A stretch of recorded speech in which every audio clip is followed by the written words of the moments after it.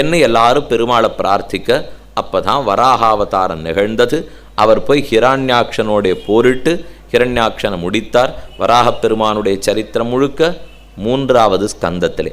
மேற்கொண்டு ஜெகத் உற்பத்தி ஆரம்பிக்க அப்ப தேவகூதி பிறந்தாள், கர்தம பிரஜாபதி பிறந்தாள். கர்தமனுக்கும் தேவகூதிக்கும் நடந்த சம்வாதம், அத்தியாத்ம சிந்தனம், ஆத்மாவனுடைய சிறப்பு, பிரகிருதி புருஷர்களுடைய விவேகத்தை பற்றி அழகா உபதேசித்தார்கள். கர்தம பிரஜாபதிக்கு கபிலர் பிறக்க அவருக்கு தாயாருக்கு நடந்த சம்பாஷணம், இதெல்லாம் 3வது ஸ்கந்தத்திலே. அடுத்து 4வது ஸ்கந்தத்தில் எல்லாமே கதை தான். ஒருத்தருக்கு யார் யார் பிறந்தார்கள் அப்படின்னு கதை சொல்லுண்டே போவா. அதில் பிரியவ்ரதன் உத்தானபாதன் 2 பிள்ளைகள் ஸ்வயம்புவ மனுவுக்கு பிறந்தார்கள். அதில் உத்தானபாதனுக்கு துருவ மகாராஜன் பிறந்தான்.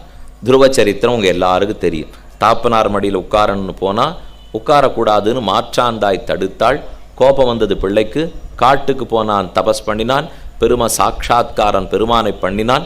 அதனால அவனுக்கு இன்பமே பெற்றான்னு சரித்திரம். துருவ சரித்திரம் முழுக்க 4வது ஸ்கந்தத்திலே தெரிவித்தார். உத்தானபாதனுடைய பிள்ளை துருவன். அந்த துருவனுடைய இடம் இன்னைக்கு இருக்கு. கான்பூருக்கு பக்கத்திலே துருவன் எங்கு பிறந்து தபஸ் பண்ண இடம்லாம் இன்னைக்கு நாம காணலாம். ஆக அது துருவனுடைய 4வது ஸ்கந்தத்திலே சரித்திரம். அடுத்த 5வது ஸ்கந்தத்திலே பிரியவ்ரதனுடைய சரித்திரம். 2 பிள்ளைகள் ஸ்வயம்புவ மனுவுக்கு, பிரியவ்ரதன் உத்தானபாதன். அதில் உத்தானபாதனுடைய வம்சாவளி அதை முதல்ல சொல்லிட்டார் 4வது ஸ்கந்தத்திலே. துருவன், வேனன், அங்கன், பிருது முதலான ராஜாக்களுடைய சரித்திரம்.